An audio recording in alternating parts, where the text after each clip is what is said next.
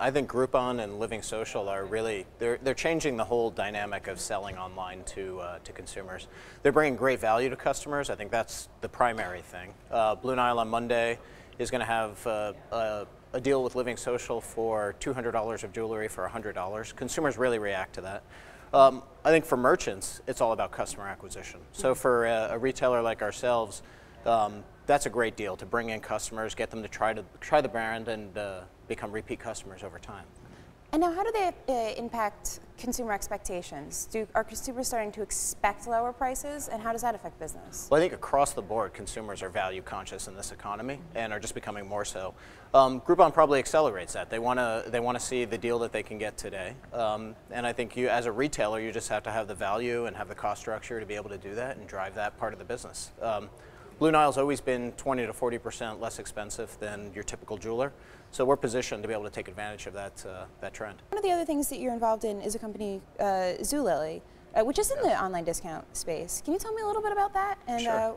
Why you got into that? Yeah, Zulily is a private sales site, so they send out emails every morning with deals on goods for moms, babies, and kids that last for about 72 hours, and every morning there's another email.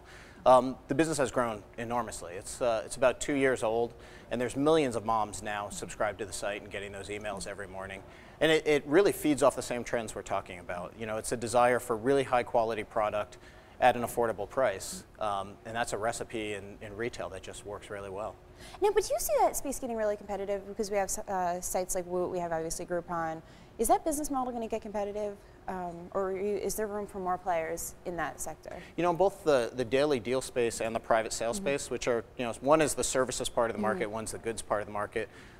There's been a tremendous amount of new entrants, but I think what you're seeing is the dominant players surviving and the rest starting to fall away. We're definitely seeing that in daily deals, where Groupon and Living Social are just, you know, separating from the pack of other players that are out there. It's both of those industries, it's very much a scale business.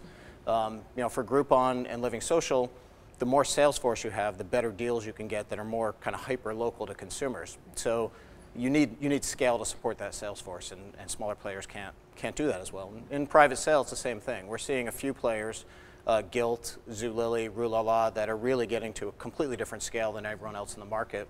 When they have that scale, they're the first call for merchandise that people want to liquidate and put into the market, and if you have the right merchandise, you're going to get the consumers. And what about a company like Google coming into that space with their Google offers? Google has been involved in both the daily deal space and in the offer space now, getting involved in more of the private sales space. Google's a fantastic partner in every business I work with. You know, they just have phenomenal reach, phenomenal distribution. So we like when they get involved. They take a product like ours at either Blue Nile or Zulily and help you get it to the masses.